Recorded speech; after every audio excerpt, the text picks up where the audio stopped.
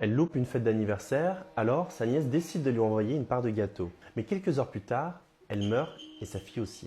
La femme décédée s'appelle Ana Maria de Jesus, elle a 52 ans, elle vit à Sao Paulo, au Brésil, avec sa fille Lisa, 21 ans. Ana est connue pour être une femme très gentille, généreuse. En fait, elle aide souvent les membres de sa famille en leur prêtant de l'argent quand ils en ont besoin, et malheureusement, ça va lui coûter très cher. Un jour, elle est invitée à l'anniversaire de sa nièce Patricia, mais ce jour-là, elle ne peut pas y aller.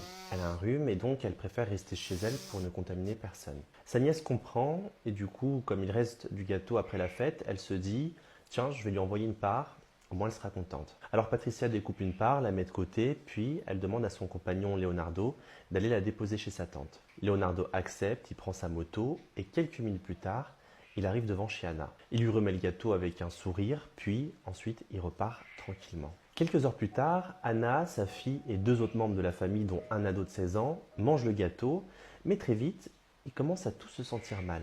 Ils ont des nausées, des vertiges et des douleurs intenses. À un moment, Lisa, la fille, s'effondre, les secours sont appelés immédiatement et pendant ce temps, on tente de la réanimer pendant 40 minutes, mais malheureusement, rien n'y fait.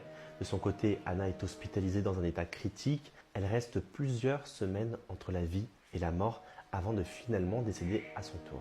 Ce qui s'est passé, c'est que ses organes ont été détruits par le poison. Dès le début, les policiers remarquent quelque chose de bizarre. Pendant l'anniversaire, tout le monde avait mangé le même gâteau et pourtant personne n'est tombé malade.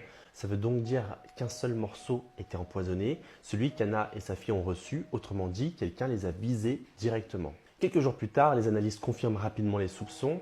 Le gâteau contenait un pesticide et un insecticide hyper puissant. Et surtout, le même poison est retrouvé dans le corps d'Anna et Lisa. À partir de là, l'enquête s'accélère. Les policiers perquisitionnent chez Patricia et Leonardo, ils saisissent les téléphones et ensuite ils fouillent les messages. C'est là que les enquêteurs tombent sur des recherches très inquiétantes. Quand on interroge Leonardo, il explique qu'il aidait simplement un ami à faire des recherches. Patricia, elle dit qu'elle ne se souvient pas d'avoir tapé tout ça. Mais ensuite, les policiers découvrent un détail très important. Anna leur prêtait régulièrement de l'argent.